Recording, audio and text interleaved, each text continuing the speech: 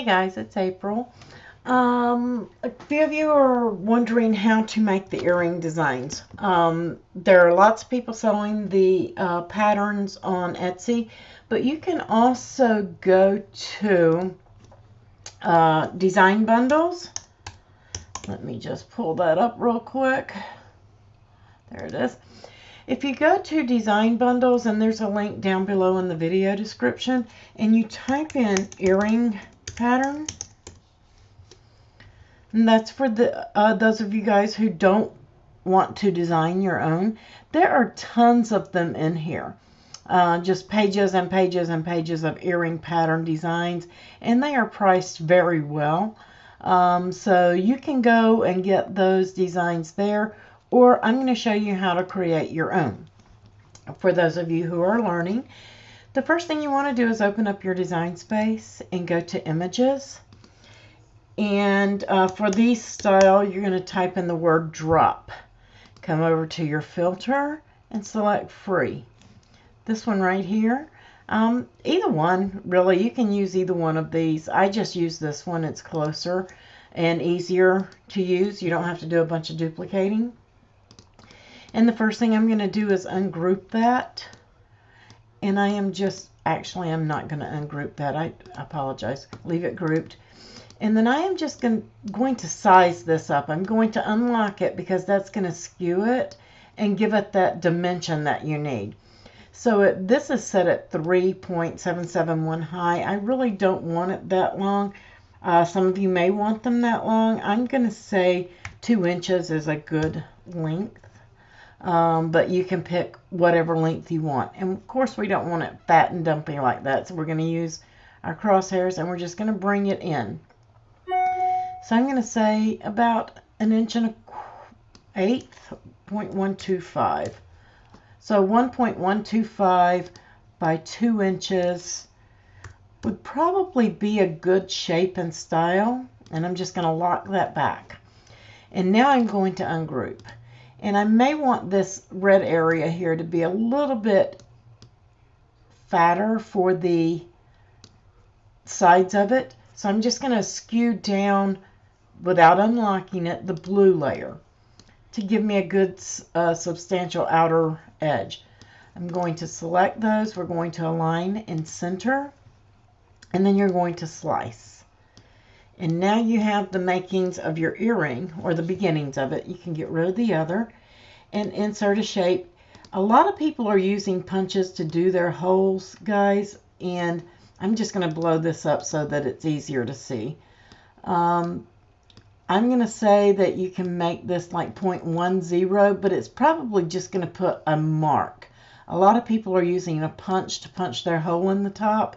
So if you want to do that, instead of just having your blade sit and spin on this because it's going to be so small, that's fine. But you need to take this down, make it a small hole, and then you can select the 2 of those after you align it center, and then you can slice that out. I'm not going to do that because I agree with them. The punch is easier and it won't pull your faux leather up off the mat. You should be using a purple mat and putting your faux leather face down. If you have a felt-like backing, you may want to use heat and bond or iron-on the back of it so it cuts smoother. You will use your regular blade for most of these. Now, if you're cutting a really large earring, the outer edge, your rotary blade will work fine. But when you get into small, intricate areas, it's not going to do well. It's going to slice up your earring. So you would be using your regular fine-tip blade to cut these. And this particular earring that everyone is crazy about is the Snowflake. So we're going to go to images, and I'm going to clear my filters, and I'm going to type in Snowflake. And we're going to look and see if we can find a snowflake that we like. That one's not bad. This one had more of a star-like in the center of it. So let's go and do some looking. And you can use just about any of these. Just, you want to stay away from these teeny tiny intricate areas like this. But you could use this and contour that out. And then cut a circle in the center. I'll just grab that one and show you guys what I mean. And we'll leave that in the file here. This one would work pretty good. It doesn't have the star in the middle, but it'll work. Let's see. This one is really close to what they had, so let's just take that one. And so we're going to bring those snowflakes in, and you can see how small they are. That one is, when you bring these in, I don't know, some of these, if you notice, you can't see it on the screen, but it's over here in the layers panel. It's there.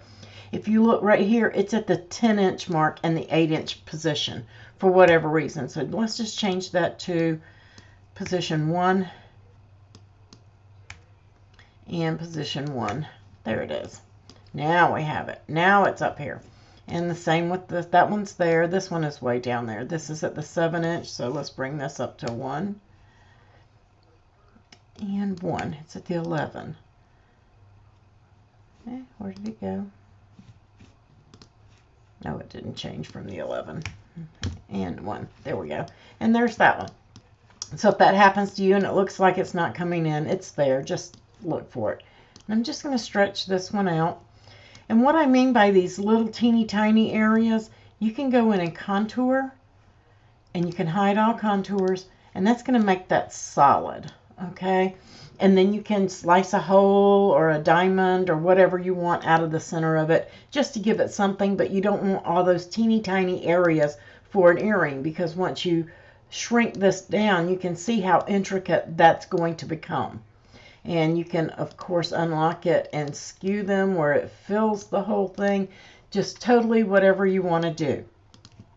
But we're going to go, and this one is just a little simpler. You're just going to, it's close to the one they had, but the other one is a little bit closer. So I'm just going to get rid of that. I'm going to bring this one in.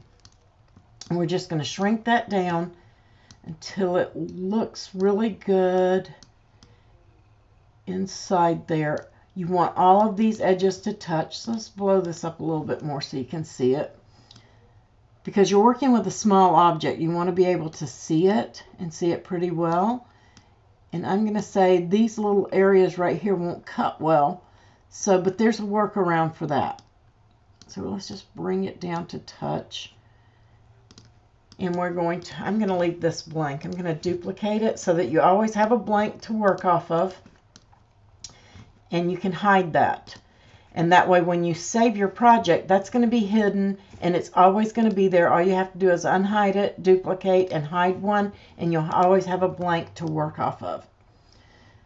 Because once you weld, welding cannot be undone. So let's select that. That looks pretty good to me, and I'm going to weld it.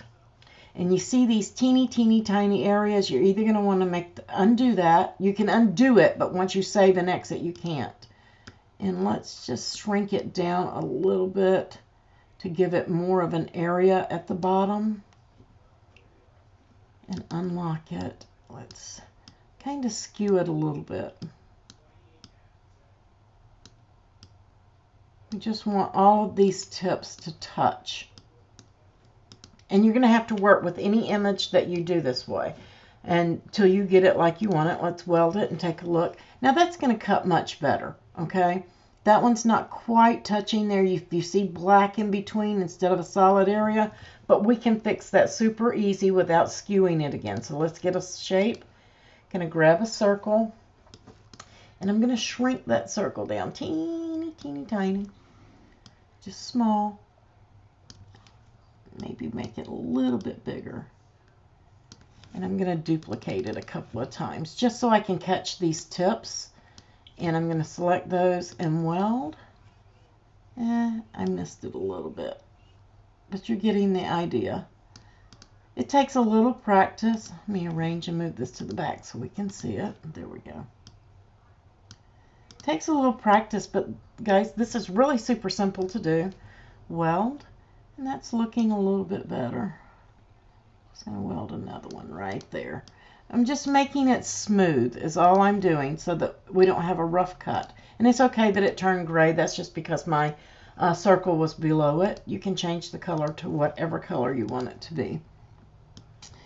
And that one looks pretty good. That one does.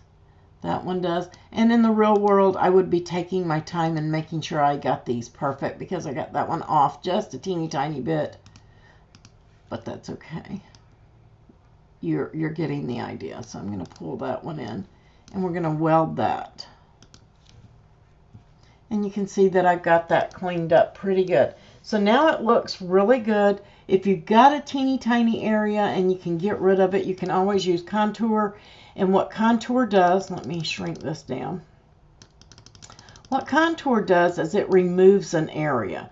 So if I didn't want this to cut, I can remove those cut lines by selecting it, and then you can see it disappears. So you can make all sorts of shapes by welding stuff in and then removing the lines with contour. So you can come up with tons of things. That's where I hid all contours. Now I have a solid that I can slice from. So I'm going to go back and show all contours. Oops. Show. There we go. And I have my earring back. Let's get rid of this little circle down here. Get rid of that. And now this is ready to cut. So I'm just going to save, and I'm just going to save this as an earring file. And save it. And now this is shareable. And I'm going to give you guys the link. Let me put in some text. Paste it. And let me shrink that down so you guys can see it.